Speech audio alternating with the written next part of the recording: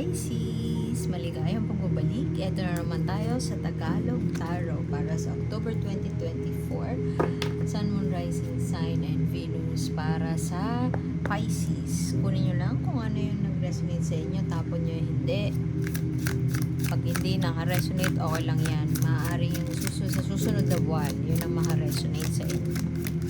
Doon kayo makarelate. Pero naniniwala ko meron at meron tayong makupulot dito, lalo na yung oracle card sa dulo. Kaya stay lang. Uy. Maaaring merong isang sitwasyon no mga nakaraang buwan. Betrayal. Pwedeng naloko ka, naloko, na scam. Pinagtulungan. At itong buwan pa lang yung makakaalis ka na sa ganong sitwasyon. Or nakaalis ka na siguro.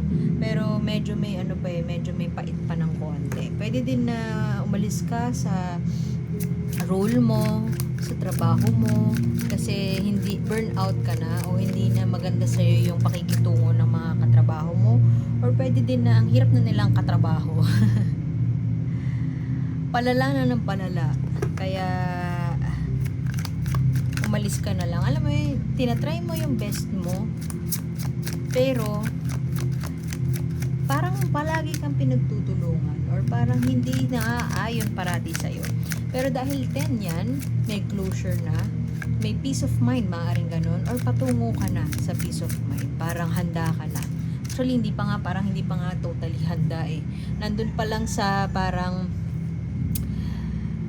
deserve ko tong umalis. Kinukumbinsi yung sarili, parang ganun. Kinukumbinsi mo yung sarili mo na, hindi, tama lang na umalis ako. Tama yung ginawa ko, yung ganun. Pero totoo, medyo may pait pa. O, di ba? Kasi sabi ko lang, alis sa isang sitwasyon. Sasarado mo na.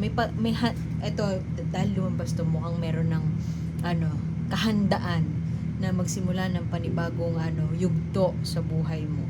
Kasi may confidence na hawak mo na na-recognize mo na nasa iyo yung power, na kailangan mo nang umalis at kailangan mo na magsimula ng panibago. Merong mental torture na ginawa sa'yo talaga na siguro yung iba mong kaibigan sinasabi sa'yo, hindi naman, it's not that bad. Pero para sa'yo, bakit parang sobrang ang lala nung ginawa nila sa akin. Ang lala nung ginawa nila sa'yo, sobrang nasaktan ka sa ginawa nila sa'yo at hindi mo matanggap na magstay ka pa doon. Walang point na magstay ka pa doon. So, naman, pwede din sasabi sa'yo ng mga kaibigan mo, mag-move on ka na, te.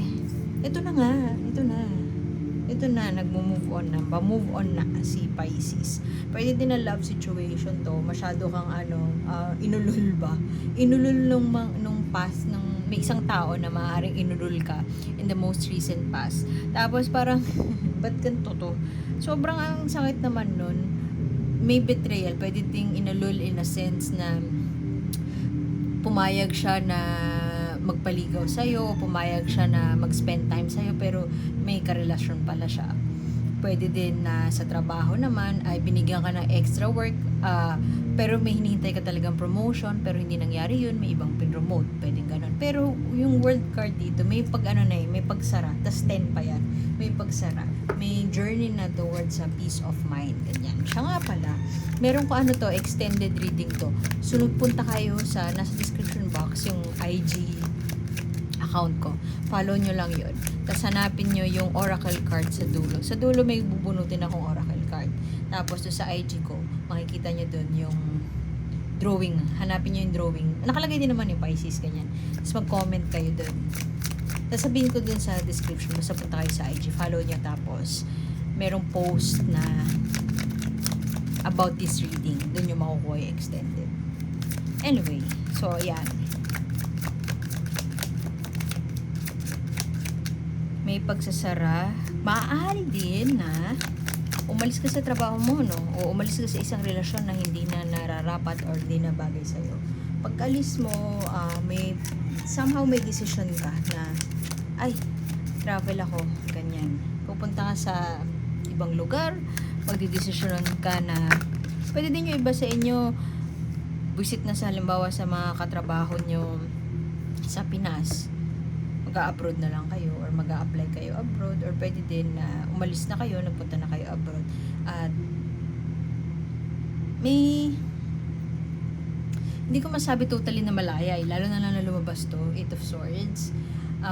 Kita mo yan, no, may angel. Malinis ka magtrabaho, o kahit pa sa trabaho yan o sa relasyon, malinis ka magtrabaho, may integrity kumbaga. Pero for the longest time, hindi ka umalis sa sitwasyon na yun. Ngayon ka palang aalis. For the longest time, parang feeling mo trapped ka, pero nakabukas naman yung cage mo, hindi ka makaalis-alis. Ngayon ka lang nagkaroon, maaari ng lakas sa loob para palayain yung sarili mo doon. Dahil reversed mo siya nakuha, tas napagitnaan pa ng world, aalis ka na sa isang sitwasyon na mabigat na talaga, totally mabigat na, at pinahihirapan ka na mentally, parang mental torture na yung ginagawa sa'yo. May pag-alis. Maaaring yun nga, mag-work overseas, magtatrabaho abroad. Fresh pa eh. Yun, pick up ko na energy, fresh pa.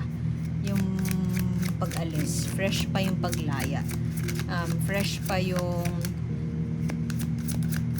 liberation. May napipick up din ako na ikaw mismo yung gumawa ng paraan para palayain na yung sarili mo dito.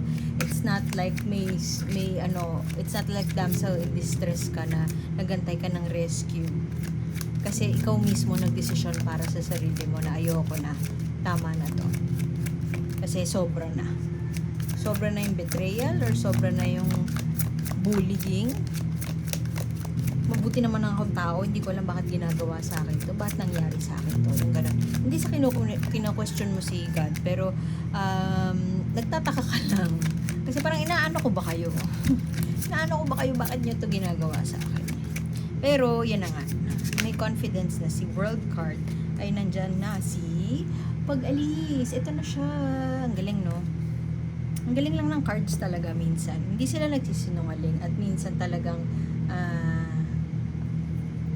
yan mo yung sinabi ko na kanina, tapos bigla siyang lalabas yung energy nung sinasabi ko. I hope it made sense. So, itong kwento na involved sa card na to, na-attract niya yung hummingbird.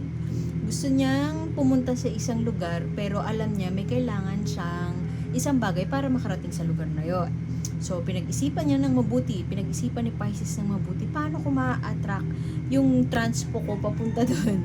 So, nagawan mo ng paraan, minaster mo lahat ng courage mo para lang makaalis ka sa isang sitwasyon na akala mo perfect na para sa'yo, pero hindi pala. Akala mo matutulungan ka, akala mo doon ka natatanda, akala mo tatanda na kayo together kung relasyon to, pero hindi pala. Pero imbis na magmukmuk, ginather mo ang iyong confidence at sasarado mo na itong yugto na ito, pinalaya mo na ang sarili mo. Alam mo yun, I'm an angel, pero bakit ganito? Para akong pinaparusahan ng Diyos. Mabait naman akong tao, mabuti naman tao, wala naman akong sinaktan na iba, wala akong binuli. Pero ba't nangyari yun? Kaya binadala sa'yo ang hummingbird. Binigyan ka ng, alam mo yun, yung bulaklak yung ginamit niya para ma-attract niya yung ibon. Wala kang capacity in the past, halimbawa wala kang pera para pang abroad, pero binibiyayaan ka ni universe ng bulaklak para ma-attract yung ibon. So ngayon, kung paano may relate yun, kung wala ka sa sitwasyon ngayon, parang nandun ka pa sa posisyon na parang I don't have the means para umalis, I don't have the means para pumunta sa ibang bansa, maaaring itong mensahe ni universe sa'yo, ipapadala niya sa'yo yung bulaklak para ma-attract mo yung nararapat sa'yo. Pasensya na pala sa mga ingay na narinig sa paligid. Kaya din ako nagtagalog eh. Kasi may manok yung kapitbahay namin. Marami silang manok. Ngayon, normal siya sa Philippine community, di ba? Pag foreign, parang weird, ba't may manok doon? Anyway, napaka-random nun. Pero, ano yung curious ako, ano yung next na card? Kasi affirmation siya or kadugtong siya nung world card. Anong gusto mong sabihin dito sa world card na ito? Huy! Kung nag-overthink ka kung paano mo gagawin yun, ito na nga ang affirmation na darating ang blessing, darating yung bulaklak para mangyari yung kailangan mong gawin. So, kung halimbawa, kailangan mo mag-abroad, bibigyan ka ni God ng bulaklak. Bibigyan ka ni God ng ibon, bibigyan ka ng bagay, ng resource, ng tool. Hindi ka pa pabayaan. Dahil lang pinagdesisyonan mo na umalis sa sitwasyon na hindi na healthy para sa'yo. So, pinalaya mo yung sarili mo, tutulungan ka ni universe. So, 9 of Wands, medyo ano lang to, ang sad lang kasi parehas tong dalawang cards na to, nagsisignify siya na sinaktan ka, nasaktan ka in the most recent past. Pwede din na in the future to, this October padating, pero feeling ko nangyari na eh. Nasaktan ka na, binuli ka na, aalis ka na doon, ililay mo na yun, iiwan mo na yun. Pwede din na ongoing pa. Tapos itong 9 of Wands na to, alam mo yun, hindi siya susuko. Ito ang enerhiya na hindi susuko. Dahil under siya ng World card, at clarification ko siya para kay World card, it seems like meron ng pagdidesisyon na umalis, may pagdidesisyon na mag-close nga ng chapter na yon, pero hindi pa tapos ang laban. Hindi pa tapos ang laban at mukhang hindi ka susuko. Tingnan mo, meron siyang battle scars. May battle scars siya, parang kailan ba matatapos to? May pag ganon, at maaari din napapraning ka na ano na mangyayari, pahirap na ba ng pahirap yung mga susunod na pagsubok. Pero ang bulaklak ay, ang rose, 'di ba, may thorn siya. Bigyan ka man ng sangkatutak na thorns, yung beauty nun ay, yung beauty ng rose, I mean metaphor lang to. Yung beauty ng rose ay nade-define dahil sa pag-overcome niya, dahil napagtagumpayan niya ang isang bagay na nakapanakit sa kanya. So, kahit may thorns ang rose, di ba, maganda pa rin siya. So, hope. Merong enerhiya ng hope ako napipick up dyan. At lakas ng loob, tibay ng loob na ibibigay kay Pisces. Kung hindi ibibigay sa'yo, meron ka na. Aalis na sa isang sitwasyon. Mapagtatagumpayan ang pag-alis sa isang sitwasyon. Mapagtatagumpayan ang isang bagay na napag-desisyonan mo na nga na isarado yung yugto na yun. Mapagtatagumpayan mo yung path mo moving forward. Yun nga lang maaaring hindi siya ganun kadali. Wala namang success na comes easy, diba? Success doesn't come easy. Hindi ko sinasabi na pahirapan ka ng universe, parang kunin mo to, ito yung success, parang pahirapan ka. Pero kasama kasi siya para sweet. The victory is sweet. Ngayon, kung nandun ka pa sa posisyon na hindi mo pa alam kung aalis ka, umalis ka na. Kasi merong isang tao na manipulative or controlling na maaaring paikutin ka lang. Pwedeng toxic na tao, tapos i-guilt trip ka lang na, ay, aalis ka na, paano na yung team natin? Yung ganon.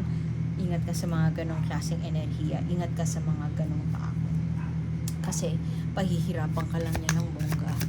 At lalong hindi ka makakaalis. Nakabukas na yung cage, pero ikaw mismo parang magigilty ka sa desisyon mo. Magigilty ka sa pagpili sa sarili mo. Hawak mo na ang susi para sa mga kasagutan na hinahanap mo. At alam mo na kung ano yung bulong ng puso mo. At susundin mo yun. So, iwan ko na yun dun, Pisces. Ang continuation nito, punta kayo sa IG ko. Hanapin mo tong image na to. Tapos mag-comment. I-comment mo yung Pisces, ganyan.